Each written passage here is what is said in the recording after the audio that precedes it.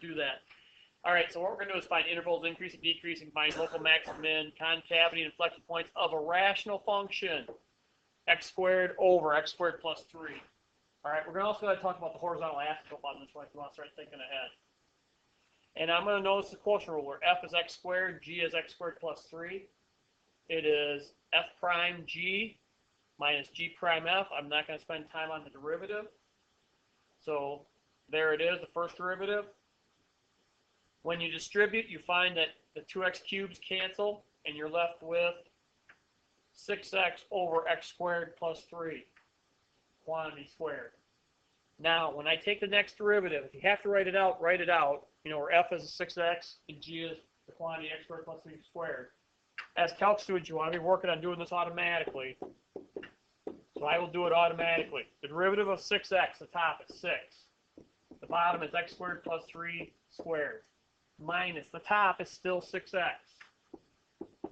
And I will put parentheses here. Now the derivative of the bottom, the 2 comes down.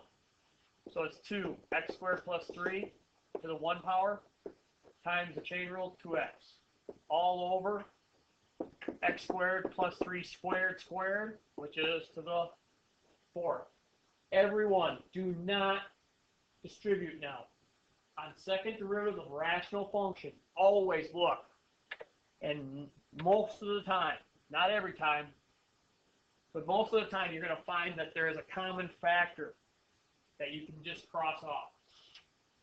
So I am going to cancel off an x squared plus 3.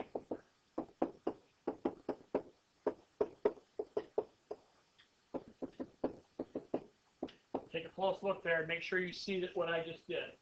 The power of 2 became 1. The 1 in the second term disappears. Power in the bottom goes from 4 to 3. I don't pull it out. I don't, you know, we come to the point in our algebra where that's what happens. Now I got to simplify this. 6x squared plus 18 minus 24x squared all over x squared plus 3 cubed. All right, and then I see that there's some things. Oh, look, negative 18x squared. You guys see it? So I'll yank out negative 18, and I'll get x squared minus 1. Now you really know that this is some sort of book problem. And I am not going to factor this, but I hope everybody sees that x squared minus 1 is x plus 1 times x minus 1, right, for the factor here. So I did all this work, and when we talk about what we have to do for this problem, this is all just busy work. I mean, we did all this work, so literally we could look at and talk about, and I'm going to erase this, the f and g. We're going to need the first derivative here, all right, and we're going to need the second derivative here. So I am going to literally erase everything for steps because I don't need this stuff for any. I don't need the work here for any of the things we're going to do. That's why taking the derivatives is important, but you have to be able to do the work to get to the right answer, because if you don't get the right answer, everything we do after this will not work. And I'm going to give myself a whole new page. There. So now, I have done nothing on ABC yet, but I have to have the function, first derivative, and the second derivative, which I now have. All right. Intervals of increasing, decreasing. We know that when the first derivative is positive, it is increasing. When the first derivative is negative, it is decreasing. Guys, we're going to make a table for all these. So over here, I'm going to come back to my functions. What is my critical? Is there a critical point here? Yeah, and the answer is what makes this function 0 or undefined? 0 makes the function 0. All right. Everybody, there is no value that makes it undefined. It's imaginary. Good point. There is the solution to x squared plus 3 to make it 0 would be imaginary. But guys, can you picture a parabola shifted 3 up? Right? There's no 0, right? Because when we think about our mother function here, there is no 0 for the bottom. All right? So we have just one critical point. The critical point is 0. So I probably shouldn't have a comma. It should just be at 0, at x equals 0. If I want the value of that point, I could go back to the original function. I can see it's 0, 0. Goes to the origin, but now down here, there's a lot of other things happening. This is not a critical point by name. This is just a point we want to know about where f prime prime equals 0. Again, the bottom can't be 0 ever, but the top can be 0. And hopefully you see this is x plus 1 and minus 1. So that happens when x is either plus or minus 1. Those are the values of my table. So when I make my table, and this is a sign table, and instead of using all the factors like we did in pre-calc, we typically just write the function, the derivative, and the derivative. And I was looking at some old things I wrote out for notes last night. And one of the things I do here is that this is 0. All right? And this is 0. And one of the things I used to do, and I didn't do yesterday, but I'm going to do today. Everyone, you notice how I leave intervals? You know, just so I'm looking at the right intervals. For the first derivative, I'm going to check just 2 spots. Okay? I'm just going to check 2 spots, each side of the 0. And I'm going to take a number left of 0, negative. The bottom's always going to be positive. You guys agree? So left of 0 is negative, because 6 times the negative number is negative. Right of 0 is positive.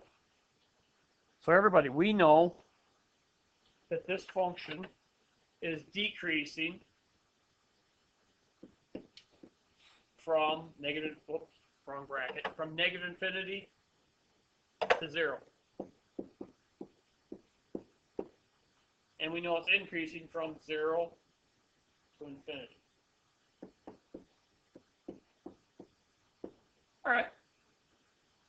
Kind of like parabola, if you think about it, right, guys? Always decreasing to 0 and then increasing out. All right. Now let's talk about concavity. Or no, find local max and mins. All right, back up. I am going to look here and use the first derivative rule for letter B. It goes from negative to positive. Guys, it is a local min by the first derivative rule.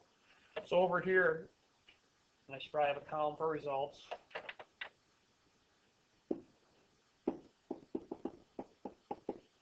This is a local min by first f prime. We'll call it test today.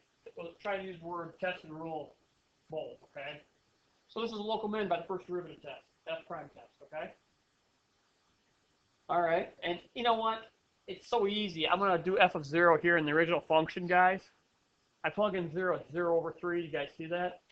So I know that this value at this point, I know that this local minimum is 0 at 0.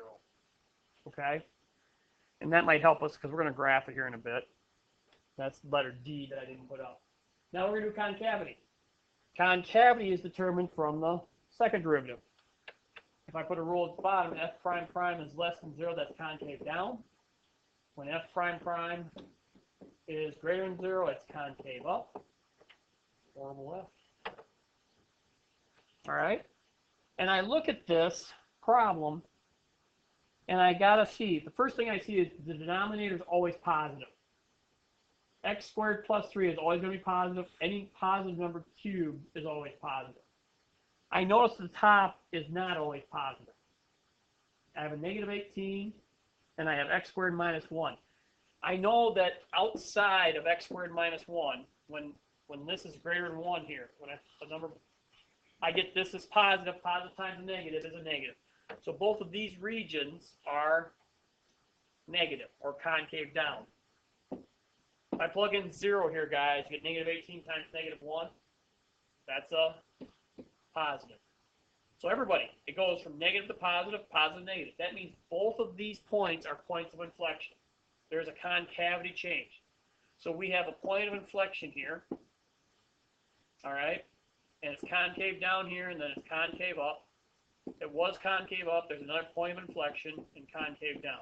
If I want that ordered pair, the actual point of inflection, the value, I have to go back to the original function and plug in 1 and negative 1. Since they're squares, they're the same value. 1 over, they're both 1/4. All right? Now, it would be awfully tough for us to graph this based on this information right now. Because there's one big thing from your days in pre-calculus that you probably forgot. So we're going to talk about. Before I graph this, I want to take the limit of this thing as x goes to positive or negative and negative infinity, but we'll just do 1. And last year, we didn't say we were taking a limit as we went to infinity. Last year, we would graph rational functions, and I would say, what is the horizontal asymptote of this function? And often in my class, we would talk about it this way. We'd say, what would happen when x got really, really, really big in the function? What happens when x is 1,000,000? 1,000,000 squared over 1,000,000 squared plus 3. Do we care about the plus 3 anymore? No. If you have $1,000,000, you don't care about $3. And what happens to this function then? You get x squared over x squared. It goes to 1. All right? Now I can graph it. And I'll show you how. There is no vertical asymptotes on this rational function. Everybody agree? So I'm going to graph this now based on all this information. I don't need the critical points. They're all over here in my tables. Everybody agree? Because I'm going to add another page. I will put the function x squared plus. When I add this page here, I'm going to write the function at the top so we have some record of it. There we go. I'm going to add a page. And we knew we were graphing this function. I'm going to try to do a decent job.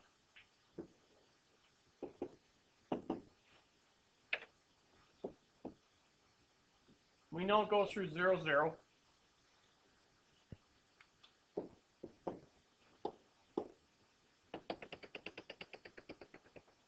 And there's my asymptote. And we know that it has a concavity change from concave down to concave up to concave down. And it's at -1 1/4, +1 1/4. And it's concave up in the middle. There's a concave up curve, guys. Then what happens? It is concave down, and what we know is it goes to the asymptote. I'm going to make, I made this big so I wouldn't screw up, but I don't have enough space here, so I'm going to group this and make it small. And I'm going to extend that asymptote out a long ways. Here I go.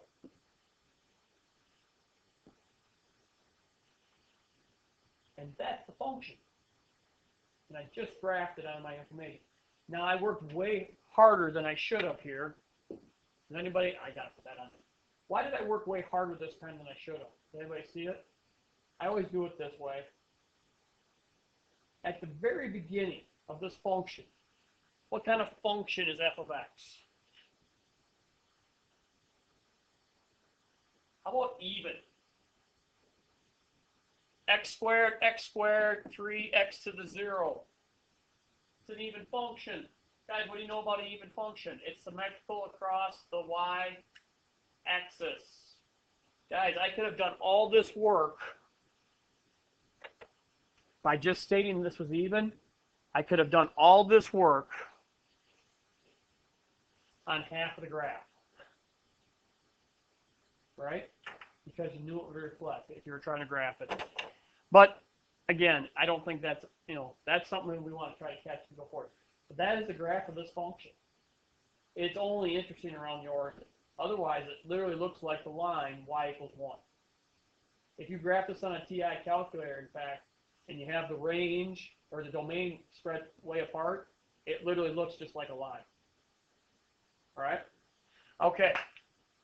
Again, how we graph functions now. We're using local max, local min, first derivative rule, concavity test. What we haven't done yet is the second derivative rule.